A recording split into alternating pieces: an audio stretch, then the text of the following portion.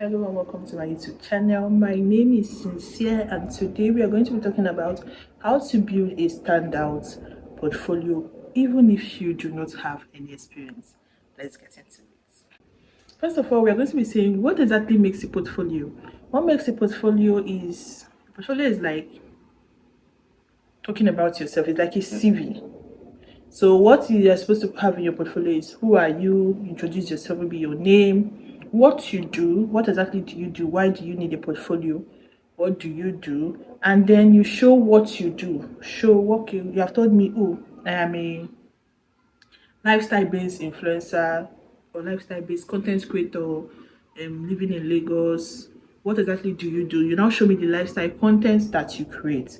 Then, if depending on the type of portfolio that you use, or depending on the type of portfolio that you want to create, the different type of portfolios, the type of portfolio that there are some key stats or key things that's going to be in an influencer's portfolio that would not be in a social media manager's portfolio and would not be in a UGC creator's portfolio. An influencer's portfolio has to include the person's stats. What do I mean by stats? How many followers do you have? How many male? What is the percentage of your male audience? What is the percentage of your female audience? Which country or which states are most of your audience from? What is like your insight? What is your engagement your reach? What is your engagement? These are some of the things that are going to be in an influencer's portfolio, but they don't need to be in a UGC creator's portfolio. Why? Because a UGC creator does not post content on her page. You don't have anything to do with if she has a page or not. You just want to see her skill. The social media manager does not have to show you her own personal stats of her page. She can show you the stats of brands that she has managed. This is the difference between these portfolios. So depending on the portfolio that you are creating, there are some key things that will be in it. That will be in portfolio one that may not be in portfolio two. I'm going to show you an example of two portfolios. One, the portfolio of an influencer, and then the portfolio of a social media manager. I don't think I have portfolio of a UGC creator to show you because I don't have that. So what exactly is included in the portfolio? This is some of the things that are included in the portfolio. And you also include the services that you offer. What exactly do you do? You do unboxing videos? Do you do talking head videos? Do you do voiceovers? What exactly do you do? You include that in your portfolio too, and then you put your contact details in your portfolio. Let's go into tip number two. How do you create a portfolio without an experience? One of the ways you can create a portfolio without an experience is one, dummy projects.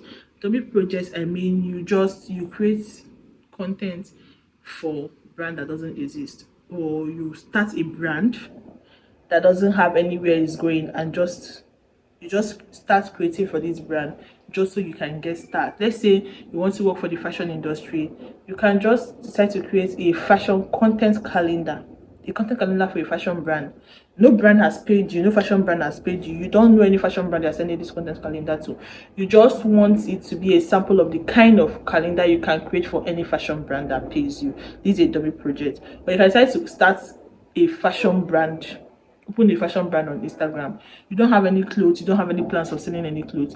You just want something you can show a fashion brand that is going to pay you that, okay, this is how I have managed a fashion, this is how I can manage a fashion brand account, this is how I have managed a fashion brand account. So this is a dummy project. Somebody is paying you, you're working for nobody, you're just trying to get evidence to show that you can work for people that are going to pay you. Another way you can do this is to work for free. So you know a fashion brand, maybe this brand is just starting and you know that they can't afford to pay you, or maybe this brand is owned by your relative and you already know that they will not pay you. They'll be like, okay, can I manage your brand for like 2 months for free? And in exchange, you give me a review and I get to get a screenshot of the growth your brand has gone through. You can manage the brand for free, get a screenshot of the how many followers the brand had before you start managing it, get a screenshot of the followers after you finish managing it, get a screenshot of the reach before you start managing, get a screenshot of the reach after you finish managing. They're not paying you, but you're getting evidence to build up a portfolio to pitch to people that will pay you. This is another way that you can build your portfolio and show evidence of work even without working or without having any experience of somebody paying you. Then another way you can do that is through case studies. Let's say, first of all, there are some content like that. So I'll be like, oh, how I will reorganize road skin feed, how I reorganize summer Friday feed.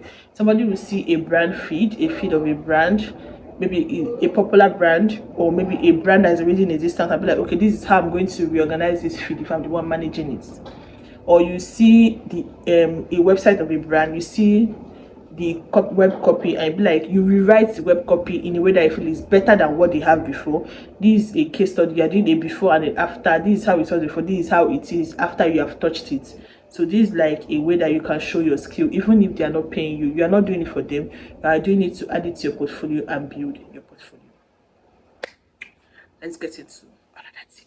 What are the platforms you can host your portfolios on, or you can put your portfolios on? One of the most popular used is Canva. Then we have documents or PDF. I have my content writing portfolio is on a Google Doc, because there are a lot of links there, and I don't really know how to fix that into something else.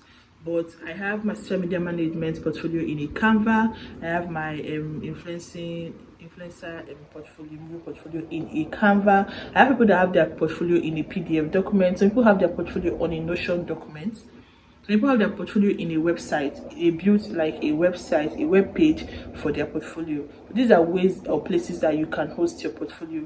I think Canva is like the easiest because it's easy to use. You can see templates that you can edit and use them the way you want. People that already done a portfolio, they have their templates there. You can see how they have done theirs, and then editing what you want to edit, delete what you want to delete. It also allows you to make your portfolio, like beautify your portfolio and make it like look aesthetically pleasing. Because when you're using a document or a PDF, it's straight to the point. There's no aesthetics, there's no design on the portfolio. You are just giving them a portfolio. So I think most people use Canva for their portfolio. You can pick on that. I'm going to show you my Canva portfolios, two different sides. I don't know if I've been able to explain social media portfolio and my influencer portfolio, but I'm going to add them up for you to see. So let's go to the next tip. As I said before, we're going to talk about how to design your portfolio. I've said it before. I think in the beginning, you have your bio explaining who you are, what you do. You show your best work. Then depending on the type of portfolio you have, if you have an influencer portfolio, you are showing your stats, which is your follower count, your engagement, your reach, your audience type, your country your audience are from, the state your audience are from. And then if it's like a creative portfolio, like a social media manager, you're going to be showing your clients testimonial, your client stats, which is like the results you have produced for your clients, the type the work you have done. Like it can be a content calendar link, it can be a graphic design link. You are going to be showing the tools that you can use, because you're working for somebody. You're going to be showing them the tools that you can use, and you're going to be telling them the services that you offer. You're also going to be telling them services that you offer when it's an influencer portfolio. So this is like the different things that you put in your portfolio. I'm going to put, I think I put one portfolio, the influencer, maybe the influencer this side, the social media management this side, so you can see the difference between the portfolio. And if possible, I'm going to add the link in my description so you can see the difference in the portfolio. Although the social media management portfolio is a little bit outdated, I don't know when last I used my social media management portfolio. If you build if you build a brand on a social media platform, like maybe an Instagram, Twitter, Facebook, sometimes brand reach out to you because you already see what you can do from your page. You don't even need to pitch, and that is one of the important things about building a portfolio. You can build your portfolio on a social media platform and use it. You don't even have to create a portfolio. That's one of the easiest portfolio you can have, a platform. So I'm going to talk about that more deeply in the next video, where we are going to be I'm going to tell you how to get jobs, how to pitch your portfolio. I'm going to be talking about the best places to pitch your portfolio to. I hope you hit the subscribe button, and then you got a thing or two from this video, and see you in my next video.